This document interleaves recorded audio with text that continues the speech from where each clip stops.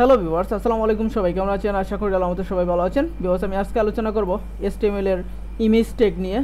Image ট্যাগটা কীভাবে কাজ করে এবং ইমেজ ট্যাগ আপনারা কীভাবে লিখবেন, ঠিক আছে? তো এখানে দেখতে পাচ্ছেন একটা ওয়েবসাইটে আমি চলে আসলাম।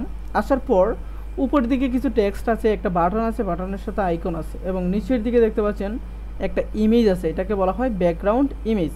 আর এইখানে যে ইমেজগুলো দেখতে পাচ্ছেন এগুলো কিন্তু সরাসরি ইমেজ, ঠিক আছে? ইমেজটার উপরে এই ইমেজটা কিন্তু এক ধরনের ব্যাকগ্রাউন্ড ইমেজ দেখতে পাচ্ছেন, নাইট ফরেস্ট গ্লোর্ম, ঠিক আছে? এখানে টেক্সট আছে, কিছু হভার করলে এটাও এক ধরনের ব্যাকগ্রাউন্ড ইমেজ।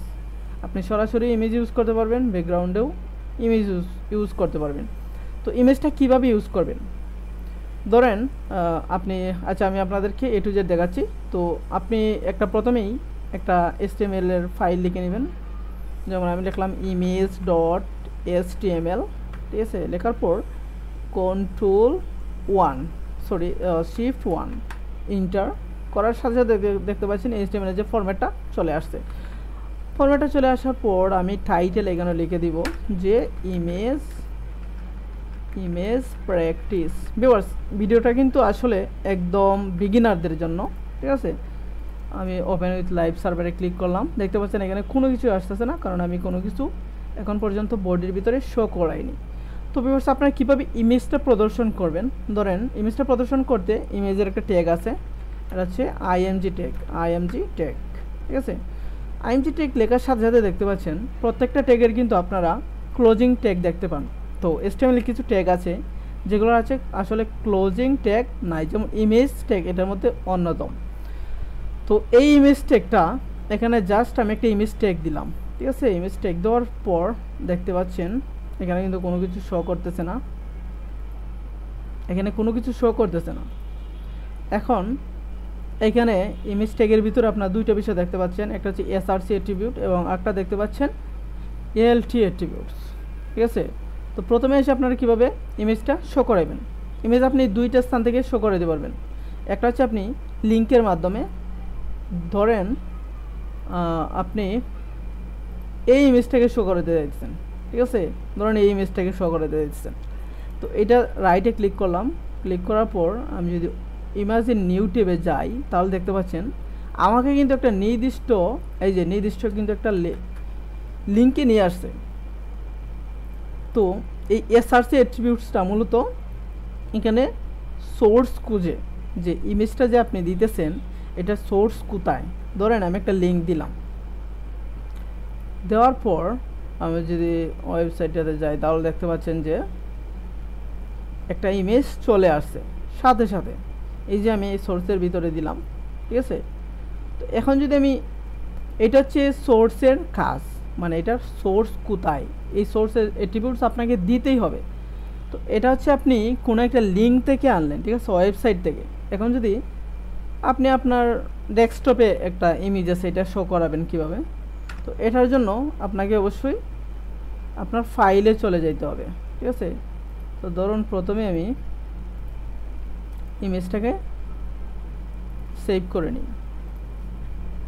সেভ করার পর ভিএস করে যাওয়ার পর আমি ফাইলে যাব।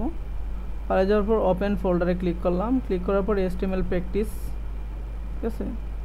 তো HTML প্র্যাকটিসের ভিতরে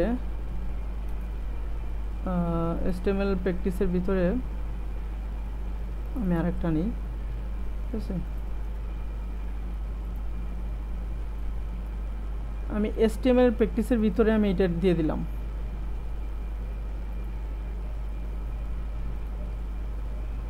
তো ভিউয়ার্স, প্রথমেই আপনারা কি করবেন,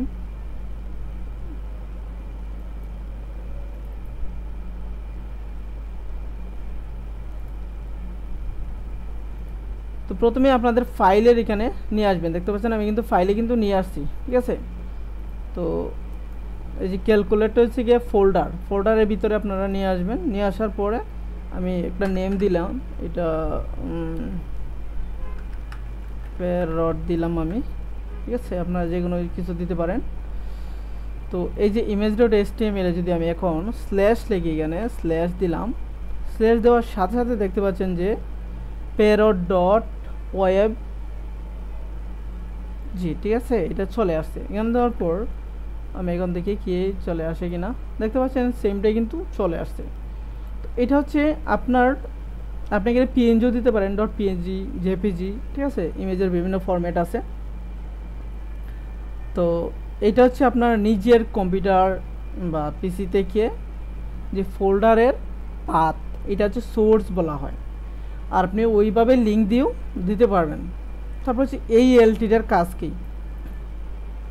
এই এলটিটা ধরুন আমি এখানে কোনো কিছু লিখলাম না, ঠিক আছে, আমি সোর্সটা ডিলিট করে দিলাম। দেওয়ার সাথে সাথে দেখতে পাচ্ছেন এখানে কিন্তু কোনো কিছু শো করতেছে না, ঠিক আছে। এখন যদি আমি এলটির ভিতরে লিখি যে এটা একটা প্যারট, ঠিক আছে, দেখতে পাচ্ছেন এখানে একটা, এটা বোঝাইতেছে যে এটা একটা ইমেজ। দেখতে পাচ্ছেন প্যারট লেখাটাও চলে আসছে এবং একটা ইমেজের আইকনও চলে আসছে।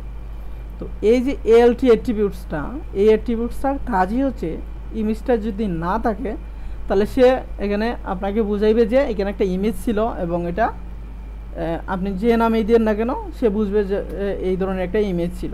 আর এসআরসি ছাড়া কিন্তু আপনি ইমেজ শো করাতে পারবেন না, ঠিক আছে। তারপর হচ্ছে আপনি যে ইমেজটা দিচ্ছেন এটা আপনি হাইট উইথ বলে দিবেন, ঠিক আছে। ধরুন আমি উইথ দিতাম, উইথ আমি 300 দিলাম এবং হেড 300 দিলাম। তারপর দেখতে পাচ্ছেন এটা উইথ 300 এবং হাইট 300 হয়ে গেছে, ছোটো হয়ে গেছে আগের তুলনায়। তো আপনি ইচ্ছাগুলো বিভিন্ন স্টাইল ইউজ করতে পারবেন। আপনি এখানে স্টাইল ইউজ করতে পারবেন, এই যে স্টাইল অ্যাট্রিবিউটস ইউজ করতে পারবেন, হাইট দিতে পারবেন স্টাইলে। আবার আপনি এখানে বিভিন্ন কিছু করতে পারবেন, আপনি ডিসপ্লে দিতে পারবেন। ডিসপ্লে নাম দিলে দেখতে পারবেন যে আমি ডিসপ্লে নাম দিলাম, দেখতে পাচ্ছেন এখানে ডিসপ্লে নাম মানে এটা শো করবে না, ঠিক আছে। এইগুলো হচ্ছে একটা সিম্পল ইমেজ, ঠিক আছে। আইএমজি ট্যাগের ভিতরে আপনারা ইমেজটাকে শো করাবেন। তারপর হচ্ছে ব্যাকগ্রাউন্ড ইমেজটা আপনি কিভাবে শো করাবেন। দেখতে পাচ্ছেন যে এইখানে একটা ব্যাকগ্রাউন্ড ইমেজ আছে, এটার উপরে আবার কিছু লেখা আছে। তারপর হচ্ছে দেখতে পাচ্ছেন যে বিভিন্ন একটা বাটন আছে। তো এইরকম কিভাবে করবেন, ঠিক আছে, আমি আপনাদেরকে দেখাচ্ছি। এইটা মূলত একটা সিএসএস এর কাজ। তো আমি যদি এই বডিটার ভিতরে, ঠিক আছে, বডিটার ভিতরে যদি আমি স্টাইল দিই, ব্যাকগ্রাউন্ড ইমেজ দিই, ঠিক আছে, ব্যাকগ্রাউন্ড ইমেজ ইউআরএল দিলাম। ইউআরএল দেওয়ার পরে যদি আমি এইটা দেই তাহলে দেখা যাক কী আসে। ধরেন আমি বিভিন্ন পি ট্যাগ লিখলাম, মাই নেম ইজ রোমেল, ঠিক আছে। লেখার পর ভিউয়ার্স দেখতে পাচ্ছেন যে এই পুরোটার ভিতরে কিন্তু চলে আসছে এবং আমার যে নামটা লিখছে মাই নেম ইজ রুমেল, এটা কিন্তু এখানে চলে আসছে। এই পুরো যে উইন্ডোটা আপনারা দেখতে পাচ্ছেন উপরের অংশ বাদে, ঠিক আছে, এটা হচ্ছে বডি, ঠিক আছে। আর এসটিএমএলটা এইটা হচ্ছে টাইটেল। দেখতে পাচ্ছেন এই যে ইমেজ প্র্যাকটিস, আমরা যে একটা টাইটেল লিখছি উপরের দিকে, এই যে ইমেজ প্র্যাকটিস। আর এই বডির যে অংশটা, এই অংশটাই কিন্তু মূলত শো করবে পুরোটাতে। তো আপনি যদি এভাবে ব্যাকগ্রাউন্ড ইমেজ দেন তাহলে দেখতে পারবেন যে অনেকগুলো ইমেজ চলে আসছে, ঠিক আছে। তো এটাকে আপনি যদি পুরোটাই একটা দিতে চান তাহলে আপনাকে দিতে হবে ব্যাকগ্রাউন্ড রিপিট দিতে হবে, ব্যাকগ্রাউন্ড রিপিট, নো রিপিট দিতে হবে, ঠিক আছে। নো রিপিট দিলাম, দেখলেন যে একটাই চলে আসলো এখানে, ঠিক আছে, একটাই আসলো এবং নামটাও দেখতে পাচ্ছেন শো করতেছে।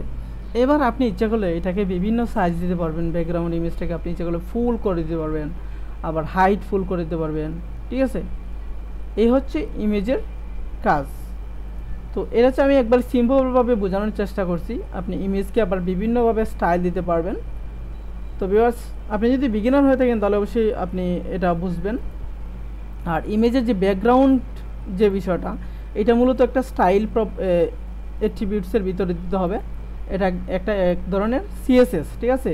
আর আপনি যদি ইমেজ ব্যবহার করতে চান তাহলে সরাসরি আইএমজি ট্যাগের ভিতরে আপনি সোর্স দিবেন এবং এলটি দিলে দিতে পারেন, না দিলেও সমস্যা নাই। তো এই হচ্ছে আজকের ভিডিওটা। তো ভিউয়ার্স, আপনি যদি আমাদের চ্যানেলটাকে অবশ্যই ভালো লেগে থাকে তাহলে অবশ্যই সাবস্ক্রাইব করে নেবেন এবং অবশ্যই আজকের ভিডিওটিতে একটা লাইক দিয়ে দিবেন।